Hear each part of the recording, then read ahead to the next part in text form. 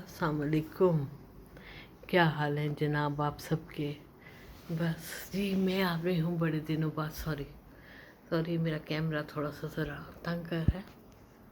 मैं आ गई बड़े दिनों के बाद आपसे बातें करने और बड़ा मज़ा आएगा। आज हमारा टॉपिक बहुत इंटरेस्टिंग है क्योंकि जाड़ा आ चुका है और हमें जाड़े के लिए क्या करना है। हमें जाड़े के लिए प्रिवेंशन करनी है, अपनी स्किन केयर करनी है और अपने बालों का ख्याल रखना है। आपको पता है जब हम गर्म पानी से सर धोते हैं तो शैम्पू हमारे सर से पूरा रिंस आउट नहीं होता और वो जम जाता है, तो उसके लिए हमें डैंड्रफ हो जाती है। और डैंड्रफ जब होती है तो फिर हमें क्या होता है, फिर वो गिरती है। That is a source of embarrassment. कितनी एम्बेरसमेंट होती है जब डैंड्रफ गिरी हो आपके कपड़ों पे, और स्पेशली विंटर्स में आप वैसे भी डार्क शेड्स पहनते हो, ब्लैक एंड ब्लू एंड इस टाइप की शेड्स, तो उसमें आपके स्वेटर्स पे, आपके बुलीज पे अगर गिरती है तो कितनी बुरी लगती है ना।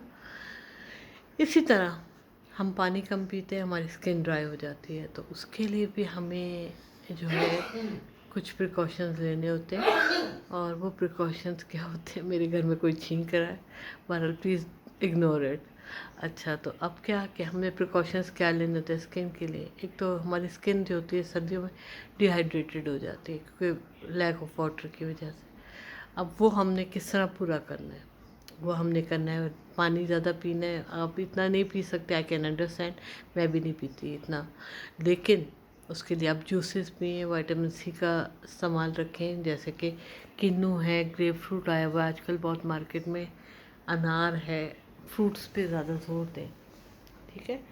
और फिश जो होती है वो आपकी स्किन के लिए, आपकी आइज़ के लिए, आपके बालों के लिए बहुत अच्छी होती है। फिश का इस्तेमाल भी करें। अच्छा हाँ, अब मैं आपको डैंड्रफ के ऊपर बताती हूँ। छोटी सी रेमेडी आपके किचन में पड़ी होगी, आप you just have to go and pick it up and use it.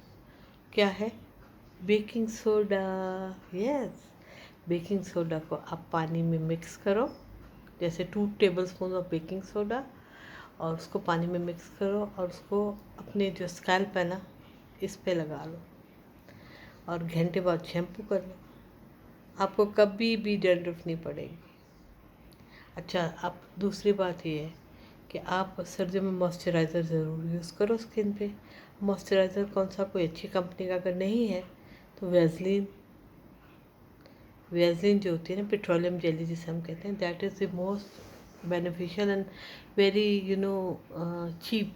मतलब आप उसको, इतनी महंगी भी नहीं पड़ती आपको, और आपको बड़ी सस्ती पड़ती है, और वो आप इजीली अवेलेबल भी हो जाती है हर जगह से। उसको आपने क्या करना है, आपने दिन में लगा लेनी है या रात को लगा लेनी है, अब ये आप पे डिपेंड करता है। अगर आप दिन में बाहर निकल रहे हैं, धूप में जा रहे हैं, देन डोंट यूज़ इट, वो आपका कॉम्प्लेक्शन डार्क कर देगी। और अगर आप घर पे होते हैं, घर में रहने वाले लोग हैं, तो आप पता क्या करें, उसको दिन में लगा लें, सारा दिन लगा के फिरें और शाम को मुंह धो लें, ठीक है।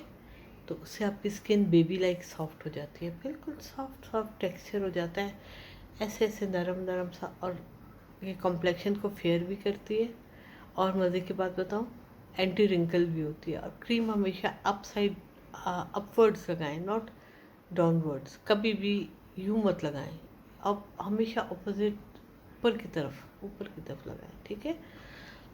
कुछ लोग होते हैं हमारे क्रीम लगाएंगे तो ऐसे ऐसे मलेंगे, नहीं, इसको अपवर्ड्स आपने रब करना है ताकि स्किन जो है वो सैगी ना हो और रिंकल्स ना पड़े, ठीक है। अच्छा, अब मैं आपको बताती हूँ, अगर आपके पाँव फट रहे हैं, सर्दियों में पाँव फट जाते हैं ना, है ना, सबके, अक्सर लोगों के फट जाते हैं, तो उसके लिए आपने क्या करना है, उसके लिए आपने करना है कि बेकिंग सोडा लेना है, उसको पानी में डिप करना है, नीम गर्म पानी में, साथ सिरका डालना है, 2 टेबलस्पून सिरके के, 2 टेबलस्पून बेकिंग सोडा के, और पाँव उसमें डिप करके बैठ जाना है।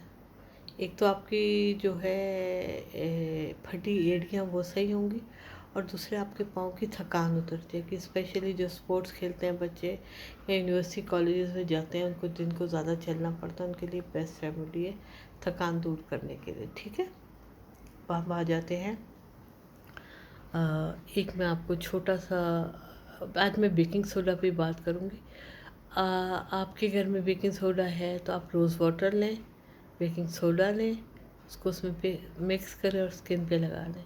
ये आपके कॉम्प्लेक्शन को फेयर करता है और आपके रिंकल्स दूर करता है। और लेकिन ये है कि लगाने के बाद आपका फेस थोड़ा सा ड्राई हो जाता है, तो उस ड्राइनेस को दूर करने के लिए बाद में आप किसी मॉइस्चराइज़र का इस्तेमाल कर लें। ठीक है, ये तो हो गई। अब ये बात है। अब मैं कंक्लूजन ये बोलूँगी कि हमें हमेशा मौसम आने से पहले अपना बंदोबस्त कर लेना चाहिए, अपनी स्किन की केयर करिए, क्योंकि डिफरेंट मौसम में डिफरेंट केयर्स होती हैं। डिफरेंट मौसम में आपको डिफरेंट तरीके से अपनी केयर करनी पड़ती है। जो गर्मियों में आप केयर करते हो आप सर्दियों में नहीं कर सकते, और जो सर्दियों में करते हो गर्मियों में नहीं कर सकते। ठीक है ना?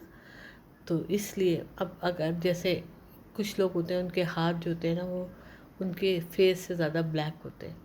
पाँव पाँव की कालख दूर करने के लिए बेकिंग सोडा लो, उसके अंदर आप मिलाओ आपका एलोवेरा जेल। अगर बनी बनाई मिलती है तो नो हार्म इन इट, लेकिन अगर आपके घर में एलोवेरा का है प्लांट तो उसमें से काटो और उसके अंदर उसकी जेल निकालो, ब्लेंडर में ब्लेंड कर लो और उसको उस बेकिंग सोडा में डाल दो। ठीक है, इनको इकट्ठे मिक्स करो और उनको पाँव पे लगा लो। आपके पाँव और हाथ इस तरह सफ़ेद हो जाएंगे कि आपका चेहरा क्या सफ़ेद होगा। मैं यूज़ करती हूँ, देख लें मेरे हाथ।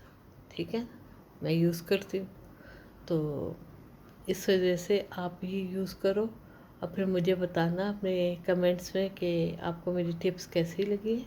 छोटी सी वीडियो है आज, लेकिन यह कि आपकी बेहतरी के लिए है और आपकी केयर के लिए है। तो अच्छा, बालों में कई दफ़ा होता है हमारे बाल बड़े खुरदरे होते हैं, शाइन नहीं होती है उनमें, डल डल लुक देते हैं।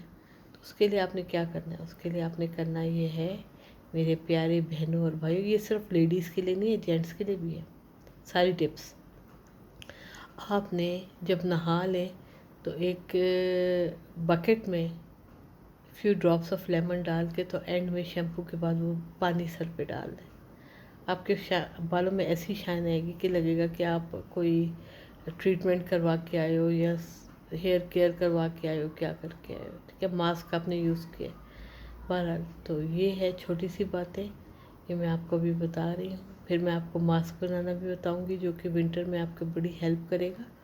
वो हम बनाएंगे ऑरेंज से, ऑरेंज पील से, छिलकों से ऑरेंज के और लेमन के छिलकों से। ठीक है, तब तक अपना बहुत ख्याल रखें और जाते जाते इतना कहूँगी कि प्लीज़ अपना बहुत ख्याल रखा कीजिए। आपका चेहरा है, आपकी बॉडी है, इसकी आपने केयर करनी है। कुदरत का आपके पास एक कहना चाहिए कि अमानत है, तो अमानत की हिफाजत करना आपका फ़र्ज़ है।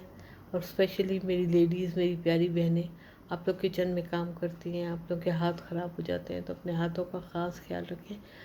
हाथ और पाँव ये खूबसूरत होने चाहिए। जब इंसान की किसी की नज़र पड़ती है तो पहले आपके हाथों पे और पाँव पे पड़ती है, फिर आपके चेहरे पे आती है। चेहरा हम चिट्टा कर लेते हैं, पाँव हाथ काले होते हैं, ये नहीं होना चाहिए, बल्कि उनको दूध की तरह सफ़ेद होना चाहिए। ठीक है, अपना बहुत ख्याल रखें, दुआओं में याद रखें और मेरे चैनल को प्लीज़ सब्सक्राइब करें, आगे अपने दोस्तों से शेयर करें।